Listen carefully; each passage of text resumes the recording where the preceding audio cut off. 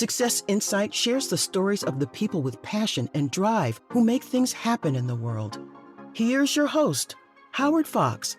Hello, everybody, and welcome back to another episode of the Success Insight podcast. Our guest today is Judith Finlayson. Judith is a journalist, writer, and best-selling author of numerous books ranging from women's history, cookbooks, as well as books about wellness and living a healthy life. Her most recent book, You Are What Your Grandparents Ate, What You Need to Know About Nutrition, Experience, Epigenetics, and the Origins of Chronic Disease. Now, this book draws upon the groundbreaking work of the late epidemiologist David Barker and his study of how a wide variety of chronic diseases we are afflicted with today are linked to lifestyle and factors such as stress, environmental toxins, and even, per the book's title, one's own grandparents' diet. Judith, it's such a pleasure to have you on the Success Insight podcast. Welcome. Thanks for having me, Howard. Delighted to be here. Fantastic. Now, just to give our listeners a little bit of background, can you just kind of give us the 30,000-foot view of how you arrived at this career of writing books, and especially this area of health and wellness? You Are What Your Grandparents Ate is really just a fantastic book, and I was very fascinated with it. But if we can start just a little bit about your background. Well, I'm basically a writer. I'm a journalist, and I was a political speechwriter for a number of years. And throughout that time, food and cooking was always my hobby. I used to say my kind of practice was that, I'd work all day in my office doing these heavy-duty kind of intellectual assessments. And to relax, I'd come downstairs and go into the kitchen and cook. Food was very much my passion and my hobby. And one day, almost by chance, I had an opportunity to write a cookbook. So I thought, that would be fun. It would be something new and different. It would build on what I've been doing for all these decades as a hobby.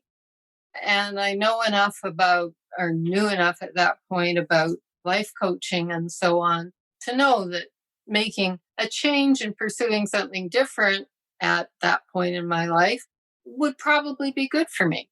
So I wrote a cookbook, and that cookbook did exceptionally well. That seemed to me to be an indication that I should probably write some more cookbooks. So I spent a number of years writing cookbooks, and being a bit of a nerd, that got me very interested in the whole idea of nutrition and food as medicine. Maybe 5 or 6 years ago, someone introduced me to the work of David Barker, who was a British epidemiologist. And he is really the father of a now very extensive body of research known as the developmental origins of health and disease. But at that point, he was kind of one of a very few number of voices crying in the wilderness. He was doing epidemiological research on Britain and was the author of something called the Atlas of Mortality, which really looked at death patterns across the British Isles. He began to see at that point things that were surprising to him. It's hard to believe now because we do feel that meat is very harmful, but we now it isn't. I mean, it's as part of a varied diet, it's fine. I don't want that to be my final word on it. But we now really are emphasizing a lot of fruit and vegetables, which is very good. But what he was finding this was the 1970s, was that heart disease was more associated with the poorer areas of the country.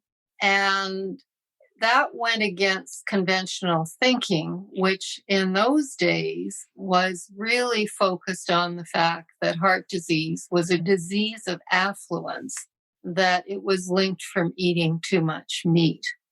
He also found things like he could predict the rate of stroke by 70 years hence by looking at the maternal mortality rate 70 years earlier. This and other little things that he was turning up began to give him the idea that heart disease really was associated with something that was going on in pregnancy. But he didn't have any data.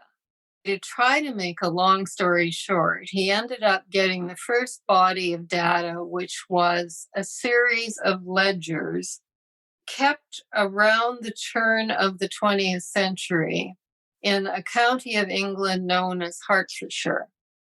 And they were under the guidance of the chief inspector of midwives, a woman named Ethel Burnside, whom I would just have loved to have had the opportunity of meeting, who rode around England on her bicycle and organized a whole series of health workers who were under strict instructions to take detailed records of birth, when a baby was born, how much it weighed, to go into the home to chart conditions in the home, and so on and so forth.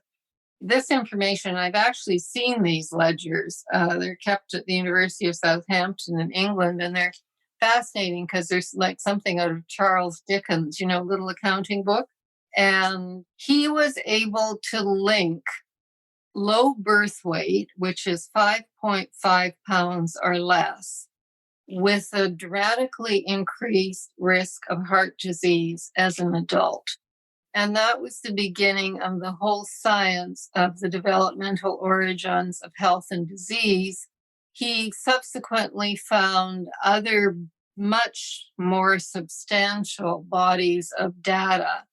The data from the Dutch hunger winter, which was a period in Holland when the Germans cut off food supply to the Netherlands and the people starved. So all of the women who were pregnant at that time were really a great laboratory experiment. And the Dutch, as you know, are known for keeping very meticulous records.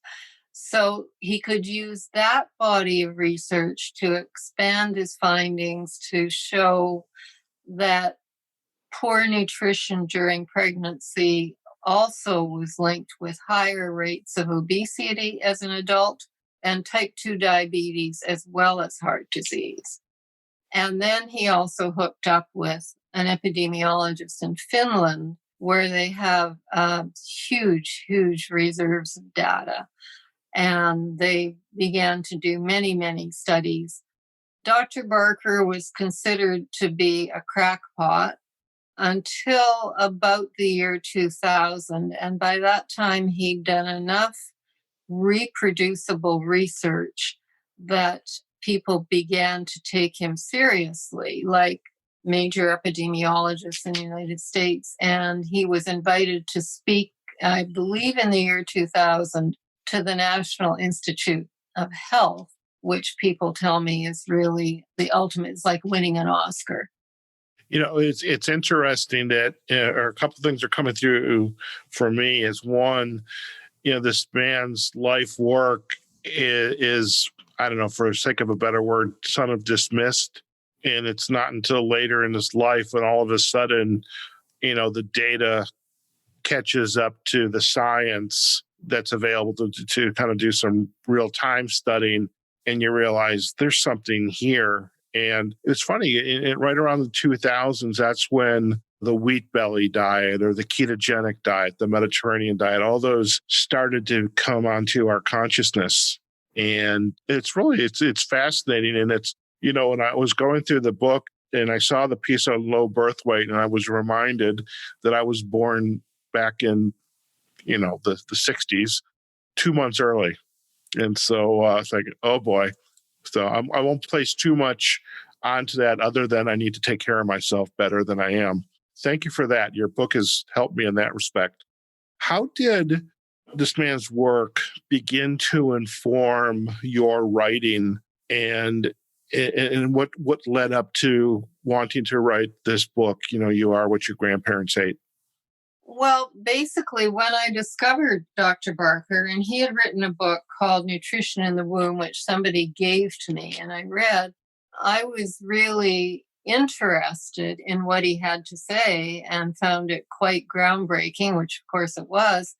But I started to ask people I knew, like my doctor, who is very well informed. And whenever I saw a health professional or a scientist or, whatever, I would ask them about Dr. Barker, and nobody had ever heard of him.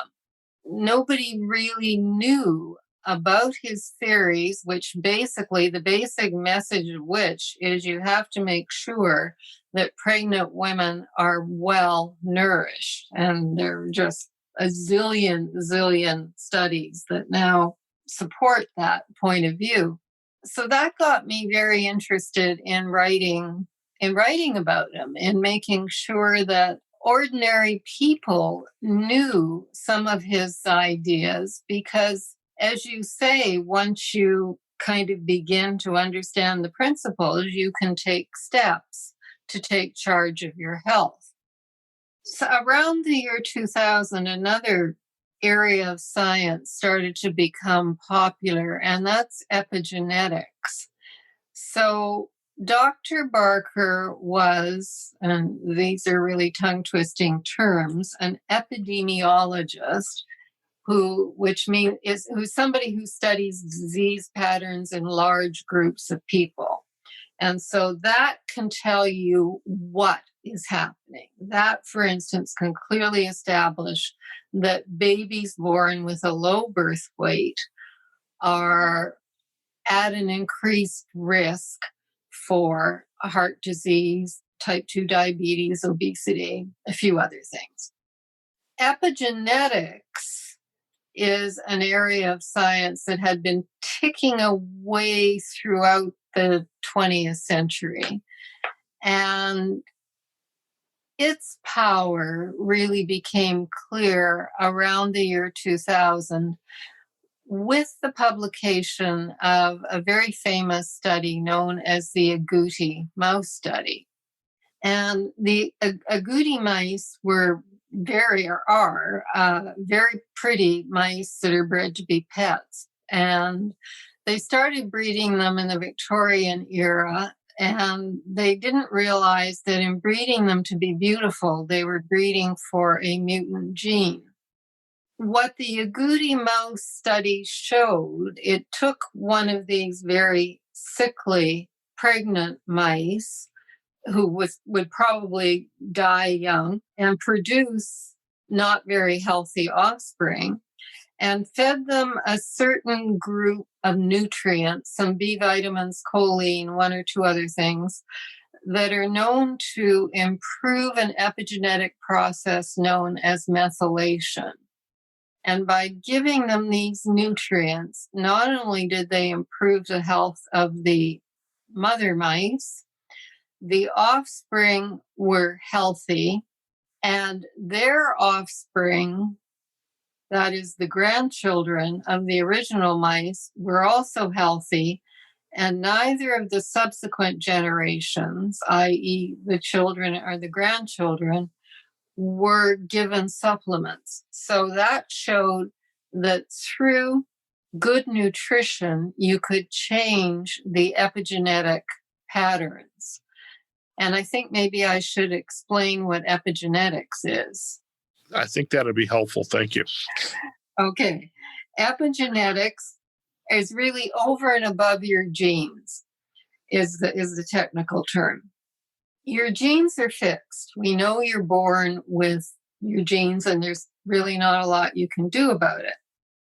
But what epigenetics tells us is that your genes do not operate in a fixed environment. They operate in a very dynamic environment, and their expression can be turned up and down. People liken it to turning up the volume on a radio or turning it down. And things that can improve gene expression are things like good nutrition, as we know from the agouti mouse study was among the first, exercise, lifestyle modifications like exercise, and things like body-mind practices like mindfulness or yoga. And we're now just about the body-mind practices, that this is new research that is just coming out. But we do know, because of epigenetics, that roughly only 5% of diseases can be really directly traced back to your genes. And that because of epigenetics, you can really take charge of your health. And by doing things like improving your diet or getting more exercise, you can positively affect gene expression and positively influence your health.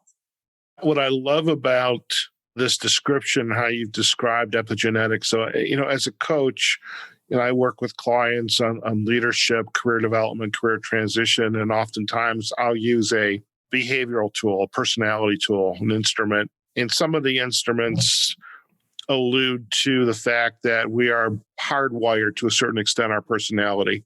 And then it's through the environment that we can then adapt or learn to adapt to the situations that we are in. And if we're having some difficulty, we can learn perhaps some new behaviors, better listening skills, empathy skills to assist us in overcoming this deficit or this issue that we are facing. And what I love about the epigenetics is our genes are what they are when we're born. That's what we get. But then through a combination of, as you were saying, nutrition, exercise, mind-body work, we can then influence our ability to overcome what we were born with, so to speak. And I love that. It's absolutely true. A lot of what we know about epigenetics and its positive effect, we know from studying identical twins. And as you know, identical twins have identical genomes.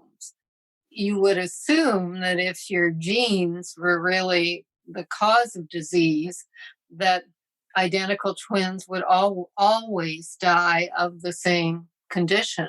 But in fact, they rarely do.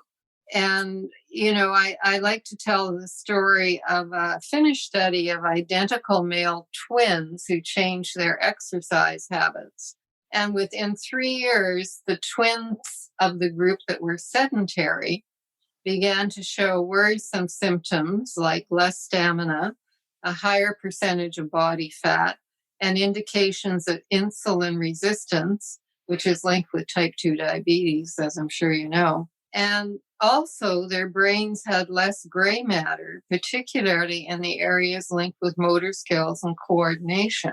So that's 3 years, identical twins, very different results. Wow. And I have to say, Judith, you are, when you talk about in these examples, you are making me anxious. So I want you to know that. I'm thinking to myself, Sorry. I mean, I sit at a desk and, I work with my clients and I'm online and, it would have been nice if I was on site and I know I'd be walking around, but, I live here in Las Vegas and I have mountains and trails to go hike and I spend too much time at my desk. So I'm joking, but thank you very much for that. Let's talk a little bit more about the book now. And I love the way it's organized. You've got the home section. You're talking about pregnancy, nutrition, parenting, family, genes, health, aging. And the way you've organized it. So talk a little bit more for our audience about the organization, because this book is a little bit for everybody, so to speak. Well, I tried to really take it through the life cycle, as it were. David Barker's work was very focused on pregnancy and nutrition, and there is no doubt that that is just an incredibly key area. That's what gets things off to a bad start. So if we just spent more time and more effort making sure that every pregnant woman ate a healthy diet, we would go a long way toward reducing the incidence of chronic disease later in life. And that would lower our healthcare costs as well. Oh, absolutely. It has that. That's one of the things that really surprises me about this, and why society hasn't kind of grabbed onto it because healthcare costs are spiraling out of control. I know from the experts I talk to that they're concerned that the costs of treating heart disease are simply not sustainable if we continue on current trajectories. So, getting a handle on it at the beginning, I forget the figure, but I have a figure in my book of economists who've studied what a dollar invested in healthcare at the start or in proper nutrition would save something like $67 over the course of somebody's life. So that's a huge return in investment. Just to come back to going through the life cycle. So if we did that, we would have a huge impact on healthcare costs. If you move then, the first 1,000 days are really the most critical, and that's from the time of conception to the time a child turns 2, because that's when things like their immune systems and brains and their organs are still, many of their organs, certainly when they're in the womb, are still developing and are very plastic. So they are very, very susceptible to the impacts of things like good nutrition. Then I moved on to certainly teenagers. That's another very important around puberty. Toxic exposure becomes particularly important for young boys around the time of puberty because that's when their sperm cells are forming. And there have been a number of studies that have linked toxic exposures around that time to things like grandsons who are more prone to being obese and subject to metabolic conditions, because the impact of a toxic exposure can leave an epigenetic mark on the sperm cells, which then enters into the reproductive process if that sperm fertilizes an egg. So that's another thing we have to watch out for. Going on, then when you get to being an adult, we start seeing all of the chronic illnesses. That's when a lot of them start to manifest, like hypertension, like type 2 diabetes, like heart disease. So I went through all of those because many of those can be traced back to nutrition in the womb or to things like toxic exposures in the womb. And then I went into the diseases of aging because that's another one. And, the good news there is, boy, they show, for instance, that exercise is especially valuable for older people and that they had more positive changes in negative gene patterns or epigenetic patterns than younger people. So, there's really hope. And then I finished with the microbiome, which is a really interesting subject because we're just really starting to look at that in the last 10 years. And, actually, it wasn't Hippocrates who said all illnesses begin in the gut, but whoever said it was absolutely right. The more we learn about gut health and keeping your gut healthy, the more we understand how impactful it is. It's interesting you say that because I have been about, I think we're probably going on 3 years, is I literally scared myself to death. No, scared myself considerably during the fall time frame, Judith. I would say addicted to peanut covered caramel apples during the fall. And, there's the farmers markets and the stores, the grocery stores, we have these little 3-packs. And I could sit down and eat a 3-pack of caramel apples. And I must have done so many of them. I happen to have a blood sugar device that I could test my blood sugar. And it was skyrocketed. And it just scared the living bejeebers out of me. And so then I went in, I started to do my research about high blood sugar, type diabetes. Then I discovered the keto diet. I started reading about intermittent fasting, and I discovered William Davis, and that tends to be where the direction I'm going right now with my diet. And I don't exercise not nearly enough, but you've given me hope, so thank you for that. But this whole idea about the gut, and because I firmly believe the gut is important to us, well, for a couple of reasons, is when I am about ready or a client is about ready to make a decision that perhaps they shouldn't make. Maybe it's to move from one state to the next or take a new job, or, they're being pitched to buy something that they really shouldn't buy. If we learn to listen to our gut, then we can potentially make the right decision, because the gut versus the head, so to speak. So I appreciated your sentiments about the microbiome, especially in the gut. And it's an area that I'm focusing on now because I like to make my own yogurt. And I also know from Dr. Davis and his Wheat Belly Undoctored website that there's different types, there's ways to improve our gut biome. And I appreciated that you had a fair amount of content in your book about that. And I think as you had said, there's more, past couple of years, there's more information about that. But I definitely see that topic being more prominent. Do you see that as well? Oh, absolutely. It's the hot topic in health right now. And with reason. One of the things that good gut health does is that it is anti-inflammatory. And inflammation is one of the conditions, or is the condition that is associated with most chronic illnesses. If you can get inflammation under control, you're really off to a good start. Right. With your gut, eating foods fiber is the easiest nutrient to get your head around. It's not quite fiber, it's other substances as well. But when the bacteria in your gut eat fiber, like the peanuts on your candied apples were not bad, neither was the apple. Both of those things are actually very good for your gut. They're loaded with fiber and other substances that nurture the beneficial bacteria in your gut.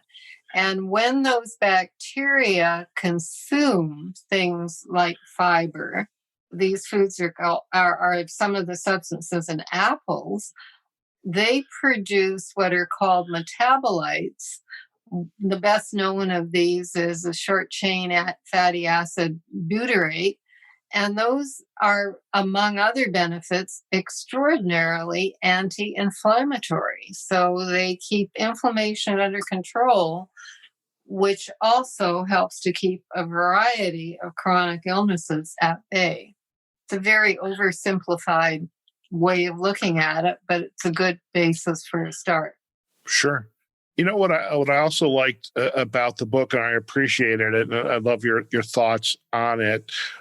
The only diet, you alluded to a couple diets, ketogenic, the Mediterranean diet, but you didn't really say, well, this diet is better than any other. And I appreciated that. What I took away from the book, it's all about healthy eating. So good fruits and vegetables, not eating foods that are processed, filtered water, and as opposed to saying, well, you should do any particular diet. And how do some people come to you and read this book and expect the secret pill, so to speak? This book is not about the secret pill. It's about a lifestyle change. That's one of the things I took away from it. Yeah, absolutely. It's about a healthy lifestyle approach. I mentioned the Mediterranean diet a lot because but basically the dietary approach is, if you eat good whole foods, eat real food, like your candied apple. The problem with your candied apple was the sugar, refined sugar. The peanuts were great. The apple was great. So it's basically whole foods. Eat a variety of foods because that expands the range of nutrients, and you want to make sure you're getting as many micronutrients as possible. And make sure you get healthy fats, not refined oils. Just stay away from anything that's processed. And make sure you get enough exercise. You say that you're fortunate in that you can go into the mountains and walk and so on, and you're also getting out in nature, and all of these things. I come back to the Mediterranean diet because it's one that has been specifically studied in a way that shows that it improves gene expression, which is at the heart of you are what your grandparents ate. It's not rocket science. It's eating good whole foods and avoiding processed foods, getting the right amount of exercise, managing stress, being out in nature, getting some vitamin D from the sun, you know. Yes. You have me sold. You have me sold. So, Judith, in your work with this book, I mean, the book was published back in 2019. What has been the reception of this book? And also, how are you able to? I mean, last year was kind of an unusual year, but we could do things virtual. How are you sharing the message that, from my perspective, is very important, and we need to do a better job of it. But how are you sharing the message of what you've provided in this book out to the public? Well, I'm talking to people like you, and we're now talking. We're now talking virtually, not face to face. I did do a 8 or 9 city book tour when the book came out, and fortunately, that was just before COVID. I did have a few things lined up, speaking to various groups and so on that got canceled because of COVID. So I switched to doing virtual interviews and so on, and which are great. I still feel that I'm reaching quite a few people. I still am doing a lot of writing. I'm writing articles on things like various diseases and how they can be impacted by good nutrition and exercise and so on.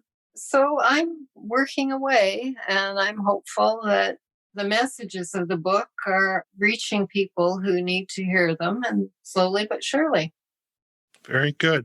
Now, I do have a gotcha question, and I know said there wasn't going to be any gotcha questions, but this is an easy one. You have quite a library of books that you've authored, and I'm like you, as you described early on. I love to cook. I mean, that is a huge stressful relief for me. In fact, when I moved from Chicago to Las Vegas, one of the things I gave up is I had my cooking friends, and we'd get together every couple of weeks and we'd have themes, orange theme, green theme, battle basil or something like that. I made a great basil butter, by the way.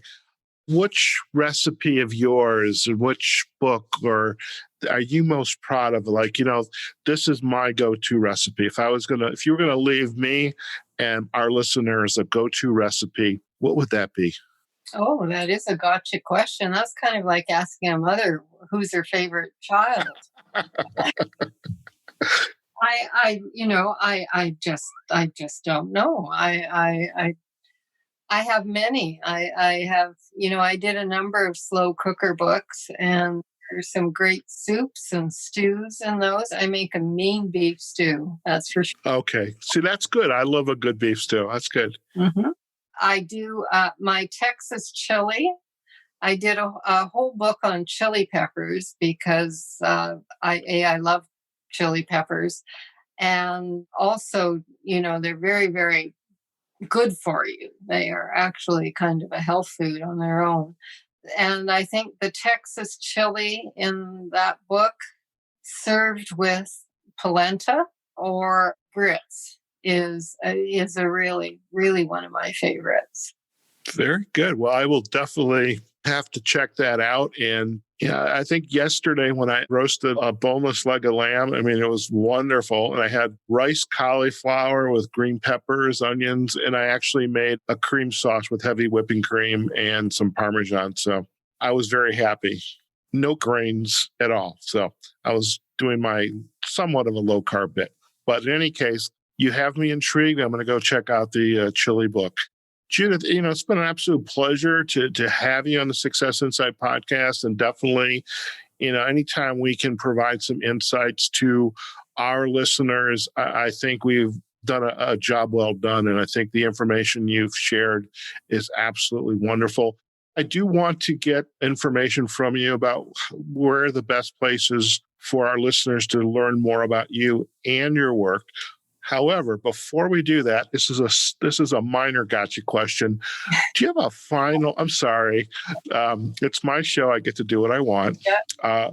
Is there a final bit of insight that you would like to give our listeners before we, close down today's show? Well, it just my key message is what we discussed. Okay. The key to it's not rocket science. Eat good whole foods, avoid processed foods, get enough exercise, practice stress management through things like mindfulness or yoga or whatever works for you. I'm not advocating any specific thing.